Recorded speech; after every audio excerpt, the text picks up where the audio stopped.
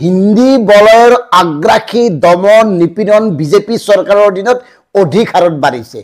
হিন্দী বলয়ৰ দমন আগ্ৰাসন আৰু উৎপীড়নে ক্ৰমে ক্ৰমে নিষেধ কৰিব অসমীয়া জাতিটোক। জাতি মাটি ভেটিৰ কথা কৈ চাৰিওফালৰ পৰা কেৱল চেপি খুন্দি আনিছে। ভাষা সংস্কৃতিৰ ওপৰত যিদৰে আক্ৰমণ চলিছে ঠিক সেইদৰে আগ্ৰাসী আক্ৰমণ চলিছে অসমীয়া মানুহৰ ভূমিৰ ওপৰত। এটা মন কৰক, এই যে বাট পথ আহল বহল হৈ আছে, মানে 4 লেন 6 লেন, তাৰ সমপৰ্যায়ৰ উপপথসমূহ গাঁৱলীয়া পথসমূহ উন্নয়ন কৰা হৈছে। আমি উন্নয়ন বিচাৰোঁ, কিন্তু উন্নয়ন হোৱাৰ লগে লগে তাৰ কাষত থকা মাটিবোৰ কোনে কিনিছে? সেই মাটিবোৰৰ ওপৰত চকু কাৰ? কোনে সেই ভূমি চলে বলে কৌশলে দখল কৰিছে?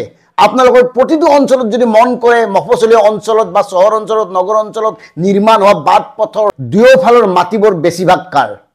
আগতে থলুৱাৰ মাটিৰ ওপৰত তেওঁলোকৰ চকু দিবলৈ সাহস নাছিল, কিন্তু এতিয়া তেওঁলোকে চলে বলে কৌশলে পানীৰ দৰত থলুৱা খিলঞ্জীয়া লোকৰ ভূমি ক্ৰয় কৰিছে। এই সুযোগটো কোনে দিছে?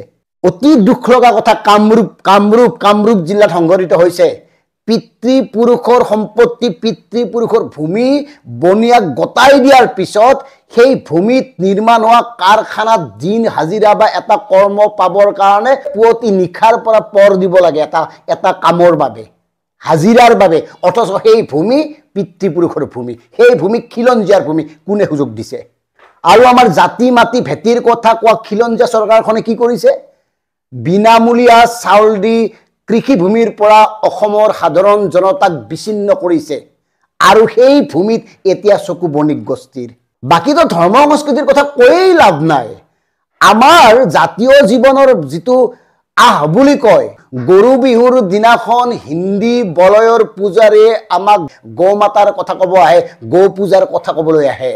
যি চৰ চাতুৰিৰে লাহে লাহে হিন্দী বলয়ৰ বণিকসকলে, হিন্দী বলয়ৰ লোকসকলে ফট এটা লৈ অসমীয়া জাতিটোৰ ওপৰত আগ্ৰাসী মনোভাৱেৰে তেওঁলোকে আক্ৰমণ চলাই আহিছে। ভূমি দখলৰ আক্ৰমণ, সংস্কৃতি বিনাশৰ আক্ৰমণ। তাৰ ফলস্বৰূপে কিন্তু এদিন অসমীয়াই চিঞৰিব লাগিব, খিলঞ্জীয়া লোকসকলে চিঞৰিব লাগিব, আমাৰ মাটি ক'ত? আমি ক'ত থাকিম? আমাৰ ভূমি ক'ত? প্ৰতি বছৰে শ শ বিঘা মাটি গৰাখহনীয়াত জাহ গৈ আছে অসমত। থলুৱা একাংশ লোক ভূমিহীন হৈ আছে। আৰু তাৰ পিছত বণিক গোষ্ঠীয়ে ইটোৰ পিছত সিটো কাম কৰি গৈছে, ইডোখৰৰ পিছত সিডোখৰ মাটি ক্ৰয় কৰিছে, দখল কৰি লৈছে। আৰু তাৰ পিছত আমি কি? গতিকে দিল্লীয়ে জানি থোৱা উচিত, যেনেকে গুজৰাটী, বিহাৰী, উত্তৰ প্ৰদেশৰ লোকসকল ভাল ভাৰতীয়, খাচী, অসমীয়া, মণিপুৰী লোকসকল ভাল ভাৰতীয়, এই কথাটো আপোনালোকে জানি থব। আৰু ভাৰতীয় হোৱাৰ বাবেই, এগৰাকী ভাল ভাৰতীয় হোৱাৰ বাবেই যদি অসমীয়াই বলিদান দিবলগীয়া হয়, সেই কথাটো কোনো কাৰণত সহ্যৰ কথা নহয়, সেই কথাটো কোনো কাৰণত গ্ৰহণযোগ্য হ'ব নোৱাৰে। অসম আৰু অসমীয়াক সুৰক্ষিত কৰাৰ দায়িত্ব অসমীয়াই ল'ব লাগিব।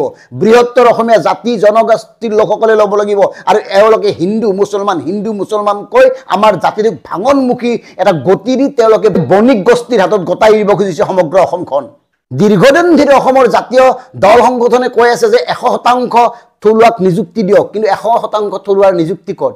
দুখজনক কথা, ৰেল বিভাগৰ 4ৰ্থ বৰ্গৰ চাকৰি কেইটাও অসমীয়াই নোপোৱা হ'ল। কোনো গুৰুত্ব দিয়া নাই। ভাবিছিলোঁ ডক্টৰ হিমন্ত বিশ্ব শৰ্মাই খিলঞ্জীয়াৰ প্ৰভুত্ব, খিলঞ্জীয়াৰ অস্তিত্ব ৰক্ষাৰ বাবে কিছু কাম কৰিব, কিন্তু তেওঁ কৰা নাই, তেওঁ নকৰিলে, তেওঁ গুৰুত্বই দিয়া নাই এই কথাবোৰ। আৰু মন কৰিব, শেহতীয়াভাৱে এই ব্ৰহ্মপুত্ৰ নিয়ন্ত্ৰণ বোৰ্ড, যি ব্ৰহ্মপুত্ৰ অসমীয়া জাতীয় জীৱনৰ আয়ুস ৰেখা বুলি কোৱা হৈছে, সেই ব্ৰহ্মপুত্ৰ নিয়ন্ত্ৰণ কৰাৰ বাবে গঠিত বৰ্ডত শেহতীয়াভাৱে 21 গৰাকী বহিৰাগতক নিযুক্তি দিছে। কাৰো মাতবোল নাই। 1 লাখ চাকৰি দিব, তাকে লৈ ঢাক ঢোল বজাই ফুৰিছে, বিজ্ঞাপন প্ৰচাৰ কৰিছে, তাকে লৈ চমৎকাৰ সৃষ্টি কৰিব খুজিছে।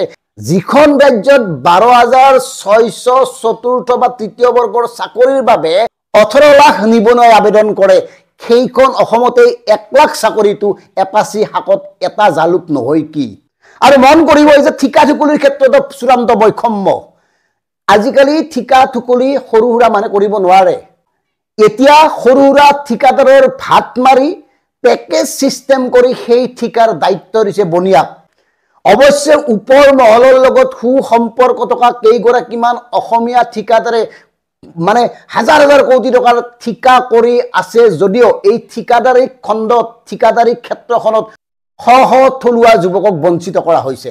গতিকে DK বিবেকৰ স্পষ্ট কথা, হিন্দী বলয়ৰ এই আগ্ৰাসী শোষণ দমন উৎপীড়নৰ বিৰুদ্ধে সচেতন প্ৰতিগৰাকী অসমে মাত মতা উচিত খিলঞ্জীয়া জাতি জনগোষ্ঠী খিলঞ্জীয়া লোকৰ প্ৰভুত্ব সুৰক্ষাৰ বাবে অসমীয়াই নিজে মাৰ বান্ধি থিয় হ'ব লাগিব এই বণিকসকলে এই ভাৰতীয় জনতা পাৰ্টি চৰকাৰ থাকতে সকলো ফালৰ পৰা শোষণ কৰিবলৈ আৰম্ভ কৰিছে সকলো ফালৰ পৰা দমন কৰিবলৈ আৰম্ভ কৰিছে সকলো ফালৰ পৰা চেপি খুন্দি আনিবলৈ আৰম্ভ কৰিছে গতিকে সময় থাকতে এই বণিক গোষ্ঠীৰ বিৰুদ্ধে এই যে হিন্দী বলৰ আগ্ৰাসী মনোভাৱৰ বিৰুদ্ধে আগ্ৰাসী কাম কাজৰ বিৰুদ্ধে প্ৰতিবাদ সাব্যস্ত কৰক তেতিয়াই অসমখন ৰব নহলে হিন্দু মুছলমান এই যে আল বাল কিছুমান কথা কৈ আমাক ব্যস্ত ৰাখি আসল কামবোৰ তেওঁলোকে কৰি আছে হাইৱেৰ দুয়োপাৰে মাটিবৰ কাৰ নেশনেল হাইৱেৰ দুয়োপাৰে যদি আপুনি মন কৰে সেই মাটিবৰ কাৰ বৃহৎ বৃহৎ ৱালবোৰ কাৰ কোনে ঘেৰি ৰাখিছে 100 বিঘা মাটি খবৰ কৰক নিজৰ গাঁওখনৰ কাষতে গম পাব